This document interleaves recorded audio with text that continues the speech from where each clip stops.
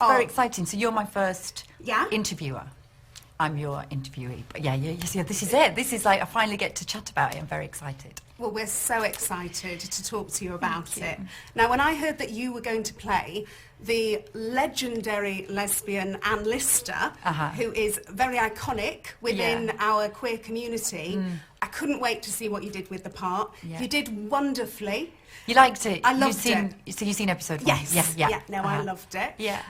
So how much did you know about the real Anne Lister before you got the part? So I've known Sally for a long time, and you know, she's been working on this for 20 years. Wow. So she's been trying to get it away for 20 years. So it's been in its various different forms, and it's been with different production companies over the years.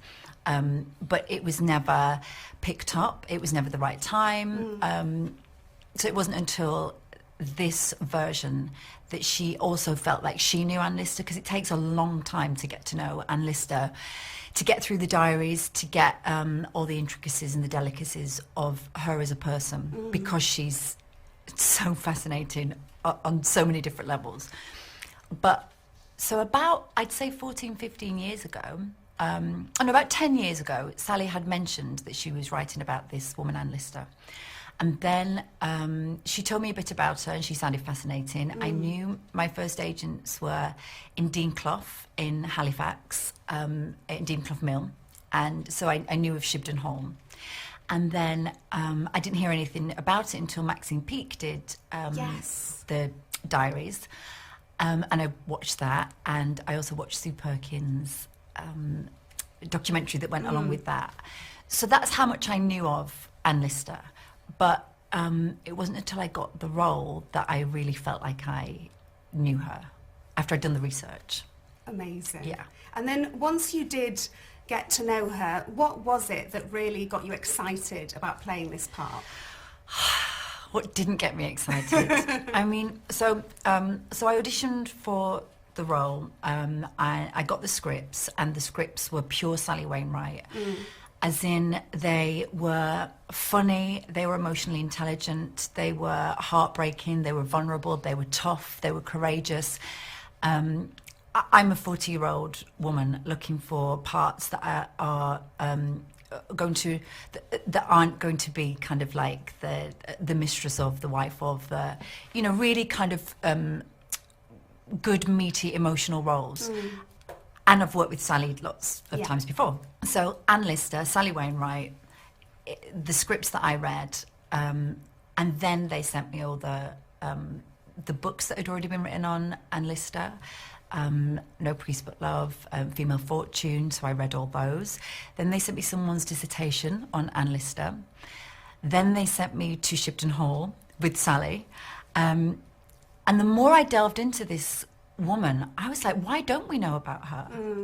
It's unbelievable to me that it's taken until 2019 that obviously Maxine's one has been, but for it to be primetime television and HBO, and it be a huge story about her, focusing on her, is amazing, really, because we should know her. We just should. And now we will, and it's a celebration of her. When you're listing all these extraordinary things about Anne Lister, as you say, she is this kind of phenomenal, complicated woman. Yeah. Was there anything about playing her that maybe made you feel a little bit nervous or a little bit daunted?